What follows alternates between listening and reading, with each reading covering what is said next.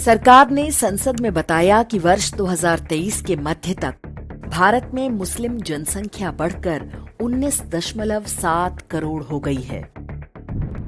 ये आंकड़ा स्वतंत्रता और विभाजन के बाद भारत में हिंदुओं के साथ हुए सबसे बड़े विश्वासघात का स्मारक है। ये खतरे की घंटी है जो बताती है कि हम तेजी के साथ अपने ही विनाश की ओर बढ़ रहे हैं। हम जानबूझकर अपने बच्चों के लिए एक ऐसा भारत तैयार कर रहे हैं जहां उनके अस्तित्व पर भी प्रश्न चिन्ह रहेगा। वर्ष 2011 में हुई जनगणना के अनुसार भारत में मुस्लिम जनसंख्या 17.2 करोड़ थी।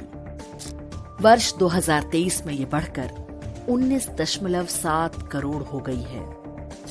बीते लगभग 10 वर्ष में भारत में 2.5 करोड़ मुसलमान बढ़ गए हैं। अनुपात की दृष्टि से देखें तो ये दोनों ही संख्याएं कुल आबादी की 14.2% हैं। लेकिन इन आंकड़ों का वास्तविक अर्थ समझना आवश्यक है। मुसलमानों में साक्षरता की दर 77.7% हो गई है। श्रम शक्ति में उनका अनुपात 35.1% है। 94.9% मुस्लिम जनसंख्या को पीने का स्वच्छ जल उपलब्ध है। 97.2% के घरों पर शौचालय की सुविधा है। 50.2% मुसलमानों ने 2014 के बाद पहली बार नया घर खरीदा या बनवाया है।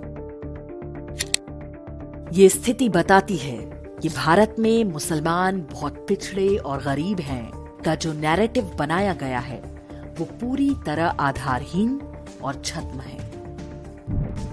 एक समुदाय के रूप में मुसलमानों की आर्थिक स्थिति अनुसूचित जातियों और पिछड़ी जातियों के हिंदुओं से बहुत बेहतर है।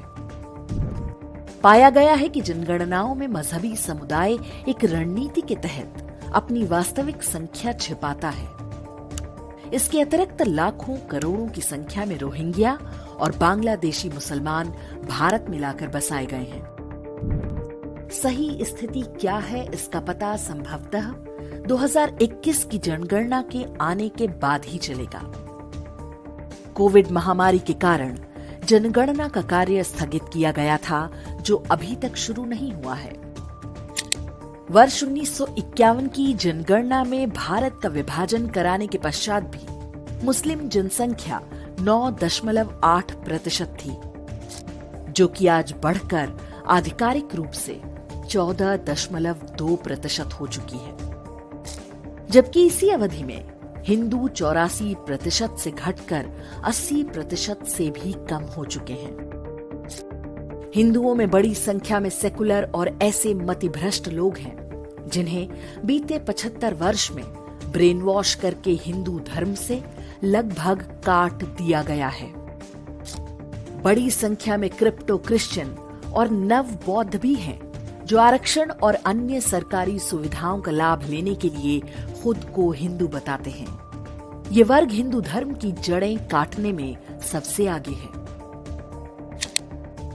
स्वतंत्रता के बाद से ही कांग्रेस सरकारों ने हिंदुओं के धर्मांतरण को बढ़ावा दिया। उसका परिणाम है कि ये छद्म हिंदू आज पूरे सरकारी तंत्र में दीमक की तरह फैल चुके हैं। ये हिंदुओं की उन निर्धन जातियों और जनजातियों का अधिकार हजम कर रहे हैं जिन्हें वास्तव में आरक्षण और सरकारी सुविधाओं की आवश्यकता है। इसी प्रकार मुसलमान भी अलग अलग राज्यों में अनुसूचित जाति से लेकर पिछड़े वर्ग के आरक्षण में अवैध रूप से कब्जा जमा रहे हैं। मणिपुर में कुकी और नागा ईसाई धर्मांतरण के बावजूद अनुसूचित जनजाति का आरक्षण ले रहे हैं, जबकि वास्तविक मूल निवासी जनजाति मेतेई के लोगों को भेदभाव और अत्याचारों का सामना करना पड़ रहा है। ये स्थिति पूरे देश की है। जनसंख्या के जो आंकड़े हम भारतीयों को बताए जा रहे हैं वो झूठ से अधिक कुछ नहीं है। एक विभाजनकारी अल्पसंख्यक समुदाय की संख्या में असामान्य वृद्धि को राष्ट्रीय सुरक्षा के लिए खतरे की तरह देखा जाना चाहिए। ये भारत की सरकारों का उत्तरदायित्व है कि वो मुसलमानों की जनसंख्या के अनुपात को कम से कम 1947 में विभाजन के स्तर तक ले जाएं। चाहे उसके लिए जनसंख्या नियंत्रण के उपाय लागू करने पड़े या कोई और तरीका, ताकि विश्व में हिंदुओं का एकमात्र देश भी उनसे छीन न लिया जाए। एक नागरिक के रूप में हमारा कर्तव्य है कि हम सरकारों पर दबाव बनाएं कि वो मजहबी तुष्टीकरण या तृप्तिकरण से बाज आएं।